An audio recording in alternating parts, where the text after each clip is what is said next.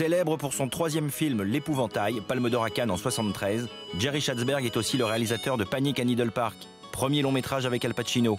Quasiment invisible depuis près de 40 ans, son premier film aujourd'hui mythique, Portrait d'une enfant déchue, doit son salut au dernier festival de Cannes et au distributeur Carlotta, qui a ressorti le film en salle à l'automne et propose aujourd'hui l'unique édition mondiale en DVD et en Blu-ray. Il y a eu un mouvement de redécouverte du film, du réalisateur et de ce qu'il est à partir de mai, enfin avril-mai, il y a un an, quand Faye Dunaway était l'affiche du Festival de Cannes.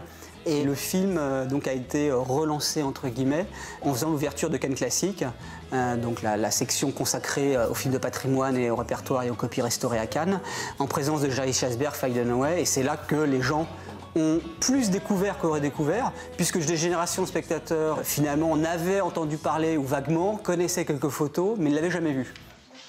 Oh, darling, when you raise your arm like that, you hike up the dress. Nothing's happening. We're getting a picture, Alex. Don't be ugly. Célèbre photographe de mode durant les années 60, Jerry Schatzberg, pour ce premier film, décide de raconter la dérive d'un ex-top modèle. Pour l'incarner, il engage Faye Dunaway, star montante vue dans Bonnie and Clyde et dans l'affaire Thomas Crown, avec laquelle il a eu une liaison. Un portrait d'une enfant déchue, au reflet très autobiographique. Schatzberg, déjà, il n'est pas connu des milieux du cinéma, ou alors en tant que photographe, parce que c'est un photographe qui a donc été photographe de mode. Il a bossé un peu pour Vogue, enfin des magazines assez célèbres. Et en fait, il a rencontré Faye Dunaway, en fait, parce qu'il a été à un moment son amant. Mais surtout, en fait, la production de Bonnie and Clyde voulait un photographe pour faire des photos, des beaux portraits en fait, des deux comédiens, et notamment de la comédienne donc Faye Dunaway. Et donc, ils vont engager Jerry Schatzberg sur Bonnie and Clyde pour faire des photos de Faye Dunaway, d'ailleurs des photos magnifiques. Et en fait, voilà, il y a une espèce comme ça de lien qui se tisse avec le milieu du cinéma et Jerry Schatzberg, qui font que quand il va se retrouver à faire ce premier film, il va parler à la fois et de cinéma et de mode. Donc en fait, les deux mondes dont il est issu finalement. Let me take a look at it.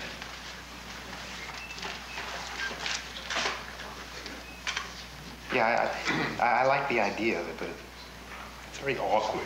Sachant que Jerry Schatzberg s'est inspiré du mannequin Anne Sainte-Marie, qu'il a énormément photographié, suivi, et le film raconte d'une certaine manière sa vie. Alors il y a d'un côté ce côté biographique, c'est parti de la base, forcément côté autobiographique, conscient-inconscient de sa relation passée avec une actrice qui n'était pas forcément évidente, et le film a été tourné lorsqu'ils n'étaient plus ensemble, mais on sent qu'il y a la manière dont Jerry Schatzberg filme Faye Dunaway, qui est vraiment un regard d'un homme toujours amoureux mais aussi meurtri, qui a une rupture, et donc le film est très autobiographique, et c'est ce qui, je pense, aussi donne une grande force.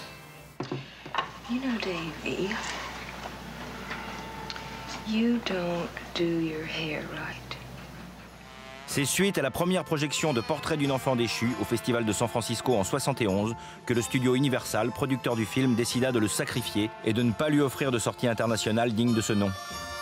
Le public, ouvertement, ne s'accrochait pas au film, non seulement s'accrochait pas au film, mais même on sentait qu'il était froid, voire qu'il partait. Et la critique le lendemain a été très mauvaise, pratiquement partout. Je pense qu'il faudrait vraiment chercher aujourd'hui quels sont les critiques américains qui, à l'époque, avaient aimé le film. Ce film répond à presque zéro code. On est plus dans un fantasme, dans un rêve éveillé, dans une espèce de dépression qu'on le voit transcrite à l'écran. Je pense que pour un patron de studio, pour un producteur quel qu'il soit, un distributeur, c'est anti-commercial au possible. Please don't tell anyone I'm here. No, of course not. But Je ne sais pas si c'est un film maudit, c'est un film qui a été peu vu, peu montré. C'est-à-dire que c'est un film qui était peut-être, je pense, en avance sur son temps, ce qui le rend encore plus moderne aujourd'hui par rapport à sa mise en scène, son montage, les thèmes, l'univers de la mode. Tourné en plein essor de ce que l'on appelle communément aujourd'hui le Nouvel Hollywood, Portrait d'une enfant déchue auquel certains veulent le rapprocher, s'inscrit plus dans la continuité de la nouvelle vague française. C'est vrai que quand on voit le film, on a plutôt l'impression qu'on est dans le mouvement de la nouvelle vague ou post-nouvelle vague.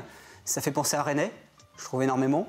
Mais avec le glamour hollywoodien qui passe par Feuille de Noël, les autres acteurs. Donc on est dans un film à part, dans un mouvement aussi à part, et qu'on peut rattacher à un mouvement post-Nouvelle Vague, au Nouvel Hollywood, etc. Mais ce qui en fait aussi un film unique et un cinéaste à part et unique aussi.